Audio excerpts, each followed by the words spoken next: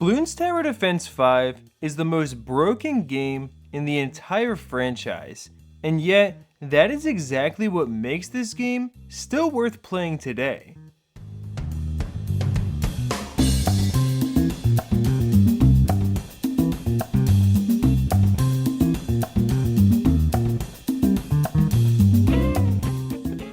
Now, it goes without saying, but Bloons Tower Defense 6 is by far the most complex game that this series has ever seen, with each tower having 15 different upgrades across 3 different upgrade paths, as opposed to the 8 per tower across 2 path sets in BTD5.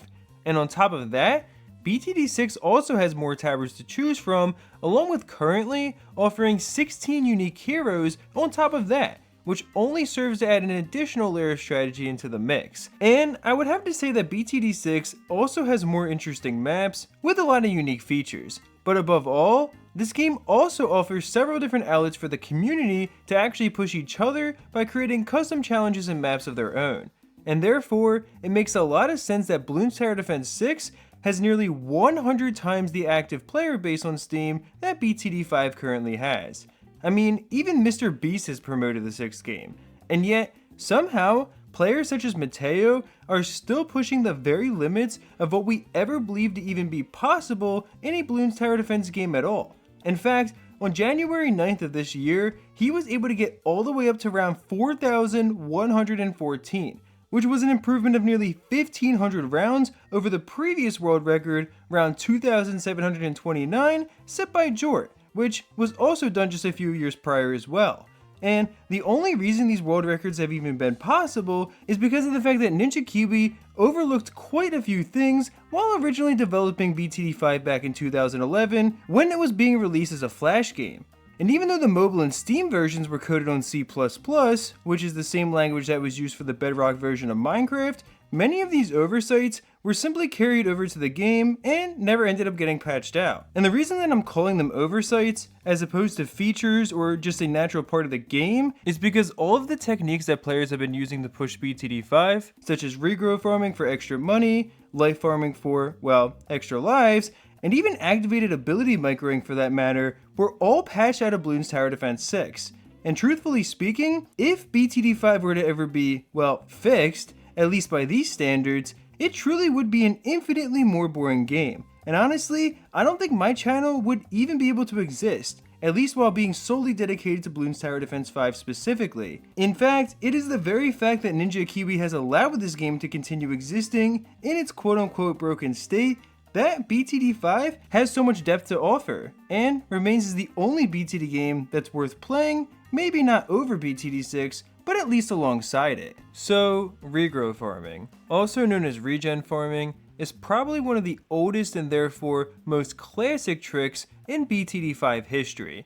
And as the name implies, the process simply involves taking advantage of the fact that zebra bloons, and especially rainbows, will spawn 2 bloons of a lower class when they're popped. So if you take, let's say, the Regrow rainbow bloons on round 42, like I did here, and use a wizard monkey with a tornado upgrade to blow them backwards, all of a sudden, each bloon is getting split into 2, blown backwards, and then getting to regrow back up to a rainbow before the same process happens over. And then these can be popped for the same amount of money as well.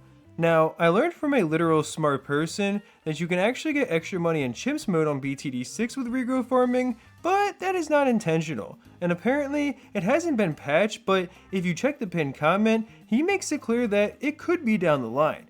And again, this is the difference. When something unintentional emerges in BTD6, the developers will patch it out. So players only get so much time to experiment with them and find the true limits of how much they can actually break the game. Now, it's also important to note that in BTD5, the amount of extra money you can earn from regrow farming is almost unlimited as well.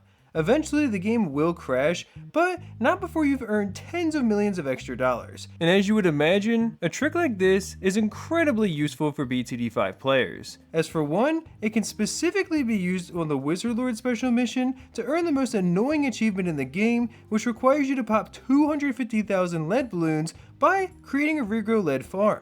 And beyond that, it has also been used for arguably the hardest challenge in all of BTD5 as well. You see, Silvia was one of, if not the very first player to ever beat the hardest map in this game, Tar Pits, on the highest difficulty, Mastery Impoppable, without using special agents, cash injections, or premium upgrades.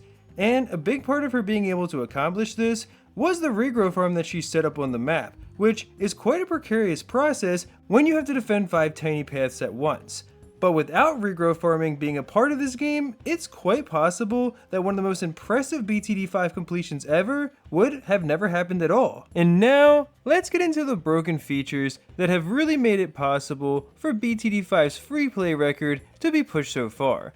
And honestly, I'm planning to make a separate video about this tower, but the helicopter is largely responsible for all of the recent innovation that we have seen. First, we had the very well-known YouTuber, none other than SJB himself, actually using a glitch to reach around 1000 almost 10 years ago today. And from looking at his gameplay, you can probably take a guess as to what the glitch is. But for those unfamiliar, the helicopter has 2 different special abilities in this game, the first of which can move any tower on the map.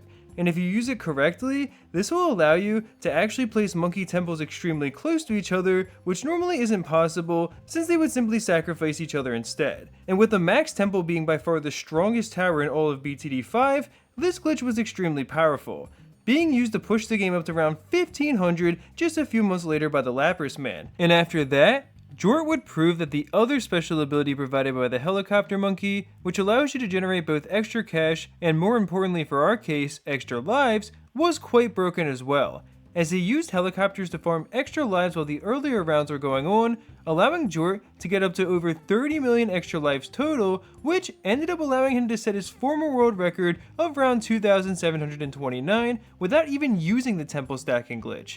And now we have Matteo, who was willing to truly push the limits of his PC by farming 271.9 million extra lives by using the Banana Farmer Pro special agent to infinitely stall rounds in order to make this possible, before also stacking monkey temples as well. And you would think that his world record of around 4,114 would be close to the limits, but as it turns out, there is even more that Matteo has since discovered. And as it stands currently, he has another run going that has surpassed the around 3,000 mark just a few days ago. And this time, he has farmed the maximum number of extra lives possible in this game, which sits at the signed 32-bit integer limit of just over 2.147 billion. Of course, even reaching this point takes an incredibly long time, and the commitment this man has to pushing the absolute limit of BTD5 cannot be understated. But the fact that this is even possible really is a true testament to just how amazingly broken that Bloons Tower Defense 5 actually is. In BTD6, your ability to generate extra lives gets greatly reduced once you hit the 5,000 mark, and beyond that, it's also not possible to infinitely stall the balloons either. Nor are you able to stack towers, of course, and this honestly makes sense for the newest iteration of Bloons Tower Defense. Like I said at the beginning of this video, BTD6 offers an incredible amount of complexity, which is more than enough to keep a large community of players engaged. But as for BTD5, the true limits of this game will only ever be reached thanks to everything that Ninja Kiwi has left in the game, as opposed to what they intentionally designed for it, along with of course the efforts of incredible players such as Matteo and Jort. And this is honestly very similar to a game like Smash Bros. Melee, which is the most competitively viable game in the series thanks to all the oversights of Nintendo. And thus, I want to end this video by thanking each and every one of you who has made the growth of this channel possible so far.